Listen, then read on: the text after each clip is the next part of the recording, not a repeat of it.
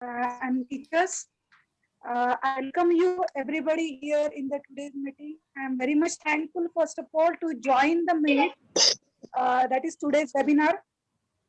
Many of the parents are well known to me, but still I would like to introduce myself. Myself Preeti Paude from Vishwabharati Public School. Dear parents, actually today we are here to present a new education policy which was declared in 28th of July 2020 by the Indian Ministry of Education. Actually, because of the pandemic conditions during this corona, we means the government has done certain changes in the education policy that all the parents should know about the changes in the education policy. For that purpose, we people are gathered here through this webinar to make you aware that what the changes have made in this policy. We are going to inform you uh, through the webinar series. Here we are going to discuss that what the changes are made for the betterment of the students and for their future. So I think without wasting a time, I like to request Mangesh sir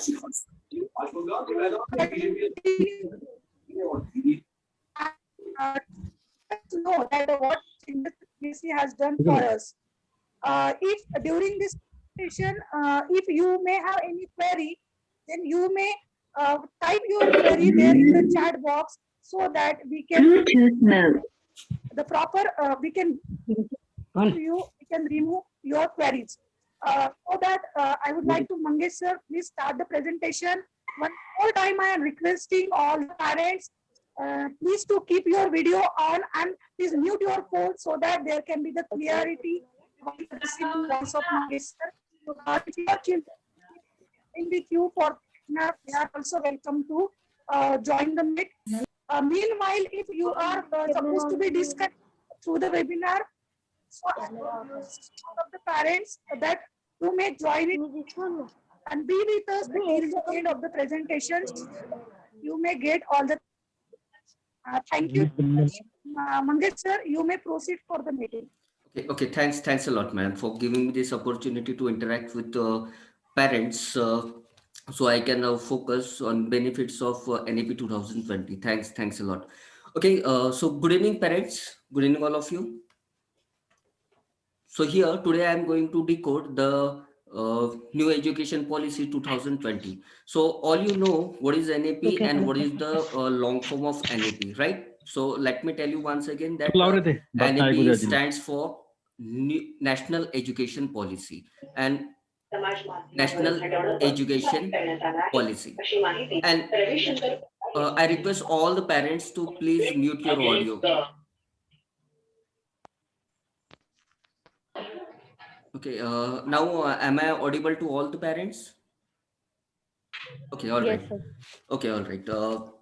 So all you know that what is NAP and what is the long form of NAP. So let me tell you once again that NAP stands for National Education Policy, right? If you look at the history of Indian national education policy, you can you can see that there was no significant changes in Indian education system. अगर आप Indian education system की history अगर आप देखोगे तो आपको पता चलेगा कि देयर वाज नो चेंजेस, उसमें कुछ भी बदलाव नहीं किए गए हैं लास्ट 34 ईयर्स से. Okay, so let me take you to the journey of new education policy and how it will be implemented in our school and how it is beneficial uh, for our child. Okay, so ये कैसे हमारे school में implement की जाए और ये कैसे policy हमारे बच्चों के लिए बेनिफिशियल है, will see in this parents. और आज की जो ये मीटिंग रखी गई है वो इसीलिए रखी गई है ताकि पेरेंट्स को ये समझना बहुत ज़्यादा ज़रूरी है कि what changes has been done in Indian education system. कौन से बड़े बदलाव इंडियन एजुकेशन सिस्टम में होने जा रहे हैं, ये पेरेंट्स को पता होना चाहिए. इसीलिए हमने ये आज वेबिनार कंडक्ट किया है. सो let me go through this presentation. Just give me a moment. Let me share the screen.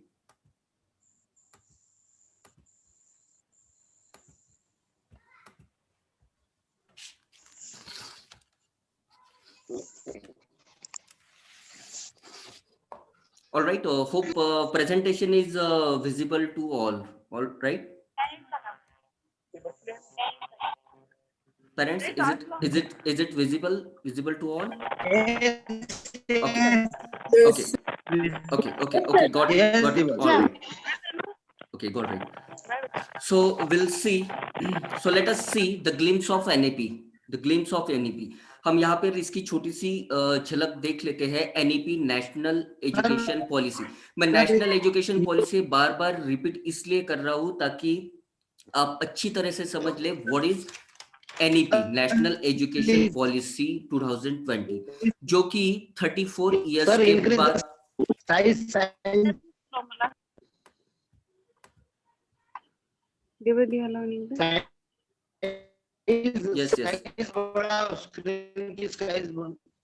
yes I'm going to Sir, increase it. please share F5. You can take F5. Okay, so now it's okay. Yes, sir. Okay, so here we'll see the glimpse of NEP. मैं ये बार बार इसलिए कर रहा हूँ NEP because आपको अच्छी तरह से आप अच्छी तरह से समझ ले कि NEP क्या है. Okay, so NEP stands for national education policy 2020 जो कि 34 इयर्स के बाद अब नई पॉलिसी आई है. ओके, सो हमारे पास पहले एक पॉलिसी थी. Okay, so let me explain you. हमारे पास पहले एक पॉलिसी थी. The central government replaced a 34 years policy on education framed in 1986 with the National Education Policy 2020. हमारे पास पहले एक एजुकेशन पॉलिसी थी जो कि 1986 में डिजाइन की गई थी, फ्रेम की गई थी, जिसको कि हमने अभी जो हमारी करंट एजुकेशन सिस्टम है उसके साथ क्या कर दिया है, रिप्लेस कर दिया है. Right. So the first policy came in 1968 and the second in 1986 and further revised in 1982. जो second policy जो बनाई गई वो 1968 में बनाई 1968 में बनाई गई और उसके बाद second policy जो आई वो 1986 में आई और उस पॉलिसी को फर्दर रिवाइज किया गया 1992 में. And the third new education policy in 2020 is the first policy of 21st century.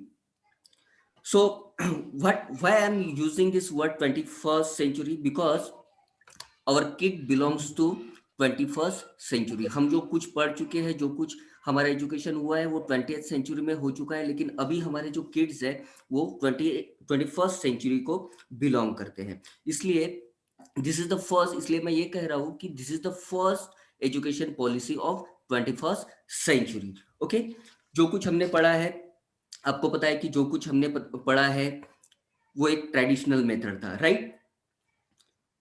जो कुछ हमने पढ़ा था 9-10 तक हमारी जो पढ़ाई हुई थी, 12 तक जो पढ़ाई थी वो एक ट्रेडिशनल वे से हमारी पढ़ाई हुई थी. लेकिन अब जो कुछ भी चेंजेस होने वाले हैं वो हमें एडॉप्ट करने पड़ेंगे. I know that this will be difficult and you know that it is not acceptable for some point of view for some parents, लेकिन हमें हमारे बच्चों के लिए ये पॉलिसी अडॉप्ट करनी ही होगी. Okay, so let me clear one thing, that this policy is specially designed for child. Means you can say that this is the student centre policy.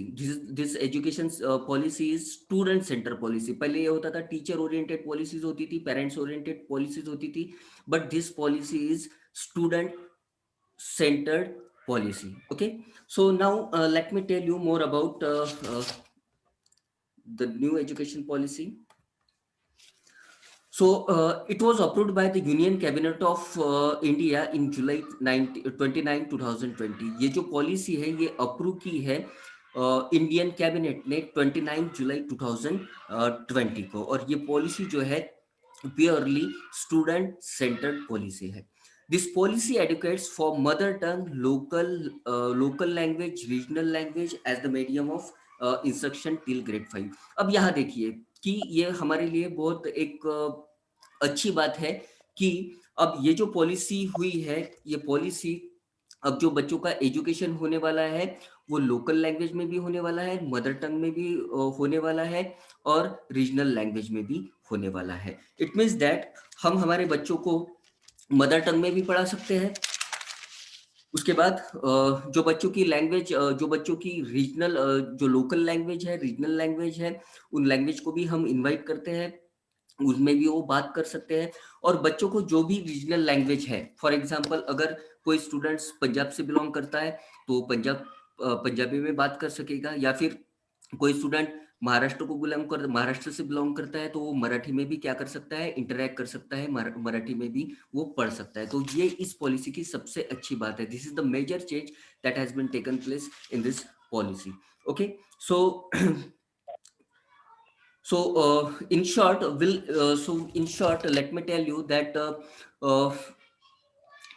we'll accept all the languages as the medium of interaction till grade 5। लेकिन ये जो interaction होगा students के साथ regional language में, local language में या उसके मदर टंग में, वो कहाँ तक होगा, सिर्फ टिल ग्रेड 5, उसके बाद नहीं। ओके, सो हम इसमें हमें एक लिबर्टी दी गई है कि हम हमारे बच्चों को हमारे रीजनल लैंग्वेज में पढ़ा सके, लोकल लैंग्वेज में पढ़ा सके या फिर उसके मदर टंग में पढ़ा सके, लेकिन अप टू ग्रेड 5, सिर्फ ग्रेड 5 तक ही। ओके, सो इससे क्या होगा कि इससे पेरेंट्स को भी बहुत आसान होगा कि बच्चों को घर में पढ़ाना। कभी कभी ऐसा होता है कि पेरेंट्स को इंग्लिश समझ में नहीं आती, तो ऐसे वक्त उन्हें क्या करना पड़ता है कि उनको अपने बच्चों को ट्यूशंस के लिए भेजना पड़ता है। लेकिन अब जो लर्निंग जो है, जो बेसिक लर्निंग जो है स्टूडेंट्स की, वो हमारे मदर टंग में होने वाली है, रीजनल लैंग्वेज में होने वाली है या फिर लोकल लैंग्वेज में होने वाली है। तो आप इजीली घर में बच्चों को क्या कर सकते हो, पढ़ा सकते हो। So that is the benefit of this policy. Now next is NEP aims to increase tech-based education as well as living in tech-driven society. So यहाँ पर now what does that mean? इसका मतलब ये है कि आज जो दुनिया है, जो वर्ल्ड है, वो पूरा टेक्नोलॉजी पर बेस्ड है, राइट? चाहे हमें कोई पेमेंट करना हो या फिर चाहे हमें मोबाइल पे बात करना हो, everything is based on a pure technology, right? So तो जब भी जो भी पुराना सिस्टम है वो अभी काम नहीं करेगा। So let me clear you one thing that जो पुराना सिस्टम है वो अभी काम नहीं करेगा। So we have to be more focus on tech based education. और आपको पता है कि बच्चे जो है टेक्नोलॉजी में हमसे 10 कदम आगे ही है। मोबाइल के जो फीचर्स होते हैं, I request all the parents, please mute your audio, please. Everybody, please. Okay, thanks a lot. Still, I can hear the noise. I request all the parents to please keep your audio on mute. Okay. So आपको पता ही है कि now हमारे बच्चे जो है वो कितने फ्रेंडली है डिवाइसेस से, जो डिजिटल डिवाइसेस हम घर में यूज करते हैं। फॉर एग्जांपल मोबाइल, हमारे घर में मोबाइल है तो उस मोबाइल के जो फीचर्स हमें पता नहीं है, वो सारे के सारे फीचर्स आपके बच्चों को पता है, right? So now we'll discuss about what major changes has been taken place in NEP 2020. Okay, what major changes has been taken place? Okay, so the first and major one change is 10+2 system has been dropped. ये जो 10+2 system था वो अभी drop हो चुका है। अब नया सिस्टम हम फॉलो करेंगे वो है 5+3+3+4। ओके, सो अभी तक हमने देखा था कि हम पहले हम बात करते थे कि 10+2 की बात करते थे। पहले हमारे बच्चे 10 क्लियर करते थे, 10 के बाद 11-12 करते थे और 11-12 में वो सब्जेक्ट चूज करते थे ऑफ देयर चॉइस, राइट? लेकिन अभी ये जो मॉड्यूल है ये हमने 4 पार्ट्स में डिवाइड किया है, दैट इज 5+3+3+4। तो ये अभी 5+3+4 होने वाला है। तो ये मॉड्यूल एग्जैक्टली है कैसे, वर्क कैसे करेगा, we'll see in details. Okay, so here is this 10+2। अभी जो करंट हमारा सिस्टम है, एजुकेशन सिस्टम है, वो जो 10+2 बेस्ड है, उसको हमने 4 स्टेजेस में डिवाइड किया है। It has been divided into 4 stages. तो इस स्टेज की पहली स्टेज जो है वो फाउंडेशन स्टेज है। This is the first stage and that is called the foundation stage. और इस फाउंडेशन स्टेज में जो आएगा वो pre primary to grade 2। Pre primary से लेकर ग्रेड 2 तक इस फाउंडेशन स्टेज में आएगा, और इस स्टेज का जो एज ग्रुप होगा वो एज ग्रुप होगा 3 to 8 ईयर्स। 3 to 8 ईयर्स के जो स्टूडेंट्स होंगे, जो बच्चे होंगे, वो फाउंडेशन स्टेज के लिए होंगे, फाउंडेशन स्टेज में होंगे। दूसरी स्टेज जो है हमारी वो है प्रिपरेटरी स्टेज। इसमें ग्रेड 3, ग्रेड 4 एंड ग्रेड 5 आएगा, और इसका जो एज ग्रुप होगा 8 to 11 ईयर्स का होगा। मीन्स जो स्टूडेंट्स 3, 4, 5 ग्रेड में है वो प्रिपरेटरी स्टेज में हो, और उनका एज ग्रुप 8 to 11 के बीच में होना जरूरी है। And the third stage is, and that is the middle school, right? जो मिडिल स्कूल, जो अभी 6, 7, 8, तो मिडिल स्कूल जो है, मिडिल स्कूल में 6, 7 एंड 8, और इसमें जो स्टूडेंट्स होंगे इनका जो एज ग्रुप होगा वो होगा 11 to 14 ईयर्स। 11 to 14 ईयर्स के जो स्टूडेंट्स होंगे वो मिडिल स्कूल में आने वाले हैं न्यू एजुकेशन सिस्टम में। And the last one is high school. इसमें 9, 10th, 11th and 12 age group के स्टूडेंट्स होंगे, और उनका जो एज ग्रुप होगा वो होगा 14 to 18 years. Okay, so is that clear, all the parents? Because this is the major change which has been taken place in the new education system. So hopefully and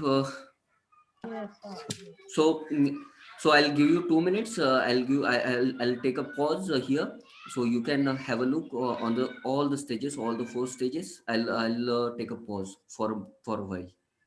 Okay, meanwhile you can have a look on the stages of new education system.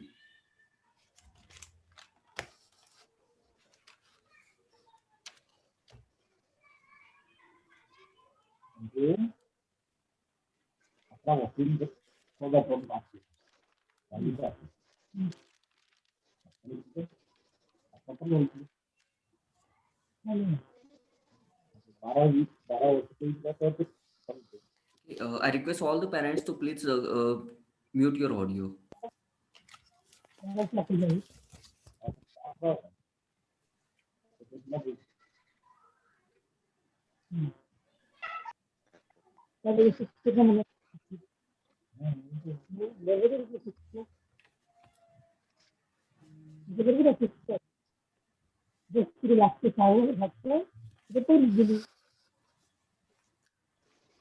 Okay, so hopefully I am clear till now. अभी तक की जो चीजें हैं वो clear हो चुकी होगी, I hope so. So I'll move on the next one, and that is okay. So ये जो नई एजुकेशन पॉलिसी है, नई एजुकेशन पॉलिसी लॉन्च की गई है 34 इयर्स के बाद, तो ऐसी क्या जरूरत हमें पड़ी ये पॉलिसी लॉन्च करने की कि 34 इयर्स के बाद हमें ये पॉलिसी चेंज करनी पड़ेगी? तो in brief we'll see what is the reason behind the launching NEP 2020. Okay, so education system should be more practical than theoretical. ये जो सिस्टम होने वाला है, जो नया एजुकेशन सिस्टम आने वाला है, वो मोर प्रैक्टिकल होने वाला है। अभी आप सबको पता है कि अभी तक हमने जो पढ़ा है वो ट्रेडिशनल वे से पढ़ा है। अब 10th में जो कुछ आंसर आपने पढ़े थे, 12th में आपने जो कुछ क्वेश्चन आंसर पढ़े थे, वो आपके कहीं काम नहीं आते, राइट? आपने जो कुछ भी आपने पढ़ा था वो एक तो रट लिया था, कंसेप्चुअली आप नहीं पढ़े थे, प्रैक्टिकली आप नहीं पढ़े थे, प्रैक्टिकली जो आपके कंसेप्ट थे वो क्लियर नहीं थे, राइट? सो ये जो मॉड्यूल है, ये जो नया एजुकेशन सिस्टम है वो क्या होने वाला है? मोर प्रैक्टिकल होने वाला है, राइट? सो उसके बाद रिड्यूस लोड लर्निंग मेथड। हम सबको पता है कि ट्रेडिशनल लर्निंग क्या है। हम लोगों ने किस तरीके से पढ़ाई की है ये भी हम सब लोगों को पता ही है, पढ़े, राइट? सो अगर हमारे बच्चों को टेबल्स नहीं आते हैं तो हम क्या कहते हैं? हम एक सजेस्ट करते हैं, बेटा टेबल नहीं आते हैं, रट लो। स्पेलिंग्स अगर स्पेलिंग्स में आपको स्पेलिंग कंस्ट्रक्शन में आपको प्रॉब्लम आती है तो हम बच्चों को बोलते हैं कि बच्चा स्पेलिंग्स जो है वो रट लो। टेबल्स नहीं आते हैं तो रट लो। क्वेश्चंस आंसर जो है वो रट लो। तो ये जो पुराना सिस्टम था उसमें हम क्या करते थे, हम बच्चों से जबरदस्ती क्वेश्चन आंसर हो, टेबल्स हो या फिर स्पेलिंग्स हो, वो क्या कर लेते थे, रट लेते थे। लेकिन इस सिस्टम में ये नहीं होने वाला है। ओके, सो इससे क्या होता था, रटने की वजह से क्या होता था कि बच्चों पर बहुत ज्यादा स्ट्रेस आता था, और स्ट्रेस आने की वजह से बच्चे ठीक से पढ़ नहीं पाते थे, राइट। सो और उसके बाद बच्चों को एग्जाम भी फेस करनी होती थी, और एग्जाम में अगर अच्छे मार्क्स नहीं आए तो हम उन्हें कंपेयर करते थे दूसरे स्टूडेंट्स के साथ। तो it will create more pressure on the student, it will create stress among students. तो इसलिए ये जो रोट लर्निंग का जो मेथड था, हमारा ट्रेडिशनल मेथड था, ये इस सिस्टम से क्या कर दिया है, रिमूव कर दिया है। उसके बाद जो नेक्स्ट चेंज इसमें हुआ है, वो हुआ है focus on holistic development of child including emotional and social skill along with the cognitive skill. Here you have to remember one thing, that cognitive skill, you have to understand what is meant by cognitive skill. Cognitive skill क्या है? Cognitive skill in short, just keep in mind, cognitive means हमारा जो दिमाग है, हमारा जो brain है, that is called the cognitive, right? Okay, so पहले का जो एजुकेशन सिस्टम था, जो पहले का एजुकेशन सिस्टम था, वो फोकस करता था बच्चों के इंटेलिजेंस पर, बच्चों की बच्चों के कॉग्निटिव डेवलपमेंट पर, राइट। सो इससे क्या होता था, बच्चा कितना इंटेलिजेंट है, बच्चा कितने मार्क्स लेकर आया है। लेकिन अब क्या है, इन सारी चीजों पर इस सिस्टम में फोकस नहीं किया गया है। इस सिस्टम में फोकस किया गया है सिर्फ कॉग्निटिव स्किल, सिर्फ इमोशनल और इंटेलेक्चुअल स्किल पर। जैसे मैंने आपको बताया कि कॉग्निटिव स्किल क्या है। Cognitive skill means development of brain, जो बच्चों का जो दिमाग है उस पर ज्यादा फोकस किया गया था। लेकिन इस सिस्टम में कॉग्निटिव स्किल्स के साथ उसके इमोशनल फोकस पर भी या फिर सोशल स्किल्स पर भी फोकस किया गया है। Now the question is what is social skill. अब सोशल स्किल क्या है? अगर आपके दिमाग में क्वेश्चन आ रहा होगा कि सोशल स्किल्स क्या है, तो सोशल स्किल ये है कि ग्रेड 1 का स्टूडेंट्स है, क्या वो सवेरे मॉर्निंग में उठकर खुद कॉम कर सकता है? खुद अपने शू की लेस जो है वो टाई कर सकता है? Can the student tie his or her shoelace? Can the student button his or her shirt? क्या वो अपने शर्ट की बटन खुद लगा सकता है? Okay, that is called the social skill. So ये जो होलिस्टिक डेवलपमेंट, जो सोशल स्किल जो है, इमोशनल स्किल जो है, वो इस मॉडल में डेवलप करने के लिए एक प्रोविजन की गई है। ये बचपन से ही हम बच्चों को पढ़ाएंगे होलिस्टिक कॉग्निटिव डेवलप, उसके कॉग्निटिव डेवलपमेंट के साथ साथ उसकी सोशल स्किल्स पर भी हम फोकस करेंगे, ताकि बच्चे अपना खुद का काम खुद कर सके। मॉर्निंग में उठने के बाद खुद वो अपने हिसाब से रेडी हो सके, अपनी शू की लेस वो खुद टाई कर सके, या फिर अपने शर्ट जो है वो खुद बटन कर सके। So that is called the social skill. और वो सारी की सारी सोशल स्किल्स जो है वो इस नए एजुकेशन सिस्टम में इंप्लीमेंट होने जा रही है, और वो हम बचपन से ही बच्चों में इंप्लीमेंट करेंगे। उसके बाद reduce the burden of study by making a bagless days in school. You know that आप सभी देखते हो कि ग्रेड 1 के स्टूडेंट्स होते हैं और बड़ी बड़ी हेवी बैग्स कैरी करके स्कूल में आते हैं। सो इस नए एजुकेशन सिस्टम में ये प्रोविजन की गई है कि बैगलेस स्कूलिंग, मतलब जब स्टूडेंट्स स्कूल में आएंगे तो उनके पास बैग नहीं होगा, उनके पास जस्ट कंपास लाइक एक पाउच उनके पास होगा, और उनके पास बैग नहीं होगा। जो कुछ मटेरियल होगा वो सारा का सारा स्कूल में अवेलेबल होगा, और वहीं पर वो फ्रेंडली एनवायरनमेंट में पढ़ेंगे। So that concept will be taken into consideration in this new education system.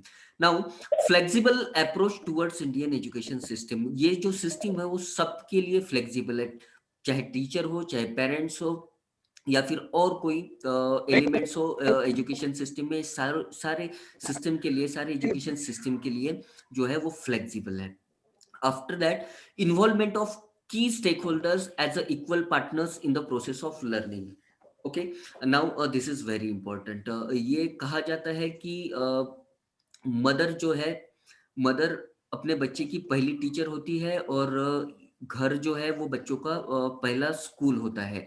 सो मैं यहाँ पर ये कहना चाहता हूँ स्पेशली कि teaching and learning process is not limited up to the teachers and principals and other stakeholders, but it is a process of overall involvement of parents, teachers, principals, and all the stakeholders which is involved in the process of learning and teaching. Okay, so ये जो नया education system है, ये नए education system में सारे stake holders को, parents को भी इक्वल वेटेज दिया गया है, जैसे प्रिंसिपल, टीचर्स और जो अदर स्टेक होल्डर्स होते हैं उनके साथ साथ पेरेंट्स को भी इक्वल वेटेज इस नए एजुकेशन सिस्टम में दिया गया है. Okay, so that is the key features of parents. I'll just take a pause because I can see only 10 minutes are left. Zoom automatically ends the meeting after 40 minutes. So 10 minutes are left. So I'll continue for 10 minutes. And if it is disconnected in between, so I request all the parents to please join the meeting once again till the end of this module. Okay. So ये जो है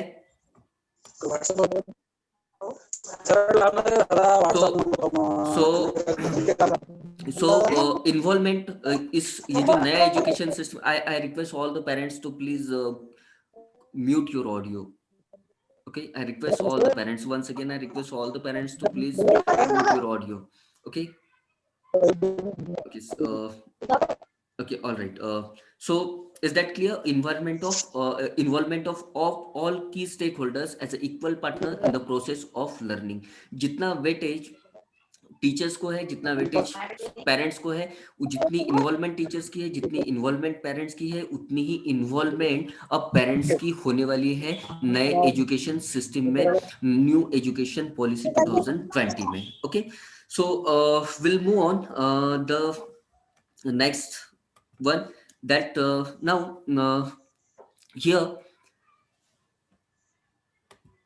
here now we are going to just a moment here 9637 here now here I request all the parents to please ensure that your audio is mute. Please check it once again. Still I can hear the noise from the background, so I request all the parents to please mute your audio. Okay, so now we'll talk about the Indian education system. Indian education system क्या था, पहले का education system क्या था और अभी का education system क्या है, we'll talk about it. So here earlier education system, the first is passive participation. अब आपको पता है कि पैसिव पार्टिसिपेशन क्या है. पहले टीचर्स आते थे, लेक्चर्स देते थे, क्लासरूम में लेक्चर्स देते थे, बोर्ड पर कुछ लिखते थे और लेक्चर खत्म होने के बाद क्लास से निकल जाते थे. बच्चों का उसमें पार्टिसिपेशन जो है वो बहुत ही कम था. I can say means you can say that बच्चों का जो पार्टिसिपेशन था उसमें वो 10 to 20% था, अप टू 20% ही था. बाकी जितना भी जो कुछ होता था, टीचर्स बात करते थे, टीचर लेक्चर देते थे, बच्चे से सुनते थे और जो कुछ भी इंपॉर्टेंट नोट्स है वो बोर्ड पर लिखकर निकल जाते थे, right. But new education system में ऐसे नहीं होने वाला है. In the next slide will talk about it. Okay, now exam oriented. अब एग्जाम ओरिएंटेड जो प्योरली एग्जाम ओरिएंटेड, जो अर्लियर सिस्टम जो हमारा था वो प्योरली एग्जाम ओरिएंटेड था. हम एक बच्चों को एक पर्टिकुलर सिलेबस देते थे, एक बुक देते थे और उस बुक में से ही बच्चे लर्न करते थे. उस बुक में जितना कुछ कंटेंट्स दिया है वो स्टडी करते थे और उस बेस पे एग्जाम देते थे. और उसके बाद अच्छे मार्क्स आए तो बच्चा इंटेलिजेंट है और कम मार्क्स आए तो वीक इन एकेडमिक्स. सो उसके बाद कुछ सजेशन मिलता था आपको कि this is weak in this particular area, so you have to improve this, you have to improve your what. तो ये जो था पहले का एजुकेशन सिस्टम जो था वो था प्योरली एग्जाम ओरिएंटेड. बच्चों के स्कोर्स देखकर, बच्चों के ग्रेड्स देखकर हम बच्चों को जज करते थे कि बच्चा कितना इंटेलिजेंट है, बच्चे में क्या इंप्रूवमेंट लाने की जरूरत है, लेकिन न्यू एजुकेशन पॉलिसी में, न्यू एजुकेशन सिस्टम में ये नहीं होने वाला है। ओके, उसके बाद नॉलेज इन वन लैंग्वेज। अभी तक आपने देखा होगा कि आपके पास one only one way is there, or you can say that you have two options to educate your child. Okay, either you can choose English medium, either you can choose Hindi medium. अगर आपको आपके बच्चों को English आती है तो आप English medium में भी उसको पढ़ा सकते हो, या फिर दूसरा ऑप्शन आपके पास रहता है हिंदी मीडियम का, right. So knowledge in one language, ये सबसे बड़ा ड्रॉबैक था इस एजुकेशन सिस्टम का। लेकिन अब न्यू एजुकेशन सिस्टम में ऐसा नहीं होने वाला है। I already explain that earlier that in this new education policy we have 3-4 options. You can teach your child in regional language, you can teach your child in your mother tongue, और you can choose your regional language. तो ये सारे options हमारे पास नए education system में, new education policy में available है, लेकिन अर्लियर एजुकेशन पॉलिसी में ये अवेलेबल नहीं था। उसके बाद नेक्स्ट है प्रोडक्ट सेंट्रिक। अब हम ये प्रोडक्ट सेंट्रिक, अब बचपन से ही हम क्या करते हैं, बचपन से ही हम हमारे बच्चों को उसका एक माइंड सेट कर देते हैं कि हमें क्यों पढ़ना है। अगर आप किसी स्टूडेंट्स को या फिर आपके ही खुद के बच्चे को अगर आप सवाल पूछोगे कि बेटा आपको क्यों पढ़ना है, तो उसका आंसर स्ट्रेट अवे एक आंसर होगा, स्ट्रेट फॉरवर्ड आंसर होगा कि पढ़ लिख कर मुझे बहुत पैसे कमाना है, पढ़ लिख कर मुझे बड़ा इंसान बनना है। स्ट्रेट अवे वो आपको ये आंसर करेगा, क्योंकि बचपन से ही हम क्या करते हैं, बचपन से ही हम उसका माइंड सेट कर देते हैं कि हमें पढ़ना क्यों है, हमें पढ़ना है सिर्फ पैसे कमाने के लिए या फिर बड़ा आदमी बनने के लिए। So that is called product centric. So earlier education system में यही होता था, हम बच्चों का माइंड सेट कर देते थे कि हमें क्या करना है, हमें पढ़ लिख कर डॉक्टर बनना है, हमें पढ़ लिख कर इंजीनियर बनना है, या फिर हमें और कुछ बनना है। तो हम जो है वो पहले से ही तय कर देते थे। इसलिए इस सिस्टम को कहा गया है, अर्लियर एजुकेशन सिस्टम को कहा गया है प्रोडक्ट सेंट्रिक। ओके, बट नए एजुकेशन सिस्टम में ये नहीं होने वाला है। उसके बाद ग्रेजुएट, हमारा मेनली आपने देखा होगा कि एक फोकस होता है। जो बच्चा पढ़ाई में वीक होता है या फिर किसी बच्चे का पढ़ाई में मन नहीं होता है, तो हम उसे क्या करते हैं, हम उसे फोर्स करते हैं कि नहीं, एटलीस्ट तुझे ग्रेजुएट तो होना ही है, at least you must have to be graduate. Okay, so graduate हो गए, हमारा काम खत्म हो गया। तो अर्लियर एजुकेशन सिस्टम में ये था, ये प्रोडक्ट सेंट्रिक थी, और हमारा एक ही एम था कि एक कैसे तो भी हमें ग्रेजुएट होना है, right. So that is the earlier education system. So now we'll talk about the new education system. अब new education system में क्या बदलाव आए हैं over the earlier education system. So I think sorry to say, but I can see here only 2 minutes are left for this meeting. So if you don't mind, I'll close this meeting and you rejoin the meeting. So we can continue the next module till 40 minutes. Okay, is that okay for you? Is that okay for you? So from Yes. my end, because it is going to over in 2 minutes, right? So I'm going to leave this meeting. I'm going to end this meeting from my end, and I request once again, I request all the parents to please rejoin the meeting as we are going to start the next module. Okay. Okay. Yes. Okay. So here I'm going to end the meeting, and I'll rejoin the meeting. Okay. So I'll be there. Please Same join here. as early as Okay. possible. Thanks. Thanks a lot. Thank you.